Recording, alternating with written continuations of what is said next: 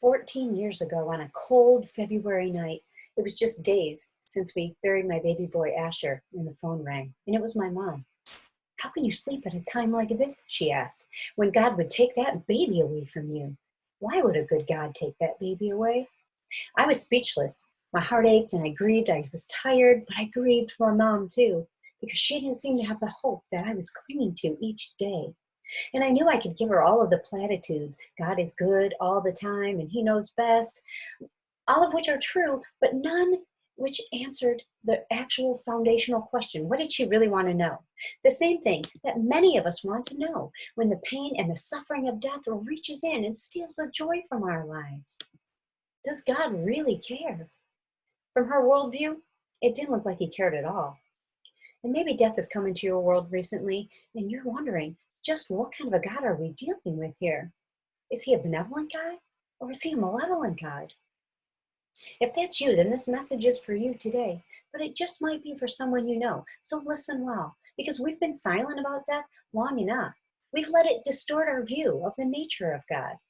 So I want to answer the question for you today so you can answer for someone else the question I should have answered for my mom 14 years ago. And here's why. Every Christian should discuss the topic of death openly for the following reasons. We can dispel the fear of death that's running rampant in our culture. We can demystify this dreadful misunderstanding of death that confuses and confounds us. And we can crush the despair of death and by putting Christ back in the equation and offering hope. But we must infuse our conversations with truth, the truth about death. And these conversations, they abound if we embrace them. So first, to dispel the fear of death, we must uncover what's hidden, what's been tucked away, what's been brushed aside and considered natural, but isn't.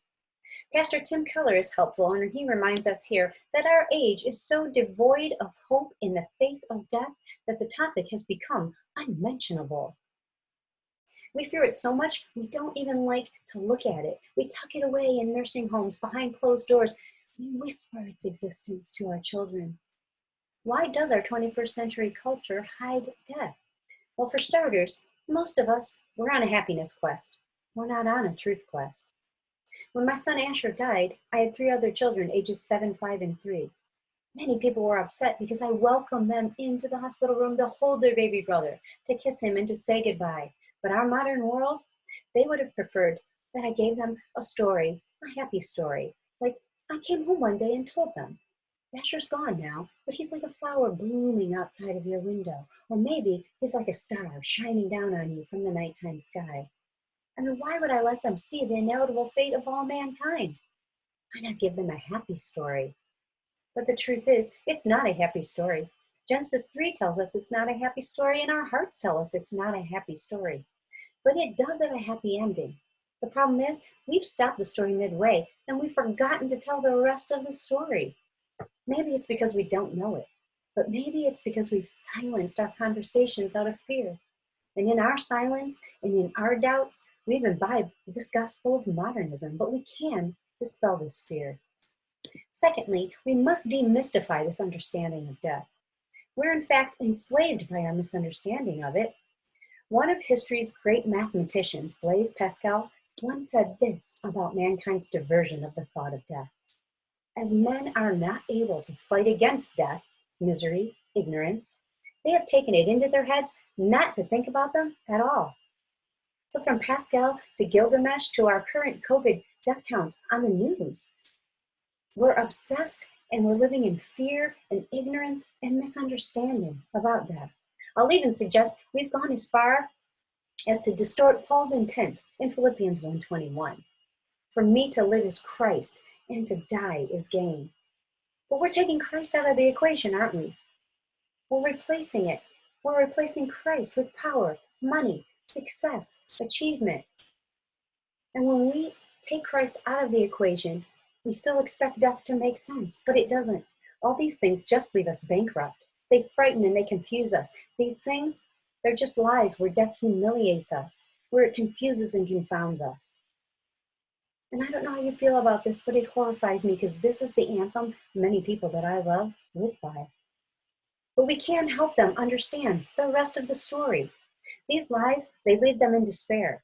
But we can come alongside our family and friends with the truth about the rest of the story. And in that, we can crush the despair of death by offering hope. The truth is that death is the great leveler with whom we will all come face to face. The fact is that these things, they don't matter. The power, the success, the money. But what Christ has done does matter. Our grief matters. And the end of our story points us to Jesus. God's care is evident in the life, death, and resurrection of Jesus. So does God really care? Yes. Christianity has the only reasonable explanation about death. It's the only one with true hope. Why wouldn't I share that with my children? And why aren't we sharing that with our family and friends? We must remove these obstacles. And in order to do that, we must talk about death. For me to live is Christ, and to die is gain. See, God has worked everything from the beginning of time. Jesus took our sin upon the cross, died, resurrected, and conquered death with a plan and with a purpose. What we fear, he's already conquered. And death should point us to God, not away from him. And not only to his existence, but to the purpose and plan in the death and resurrection of Jesus. So for the Christian, death is not despair, but a triumphal graduation and a reunion with our Creator. Do you see it as a graduation and a reunion? Are your conversations about death apparent that you see it as a graduation and a reunion? In Philippians, Paul gives us this picture of eternity. And if we're honest and if we're real, though, it's been that crackling sound of the AM radio. That's what death is to us. It's been in the background, drowned out by the YouTube version of our busy lives and our achievements. But we've got to turn it up louder.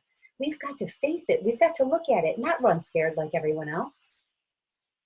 So you're free to openly discuss death because of what has been given to you in Jesus.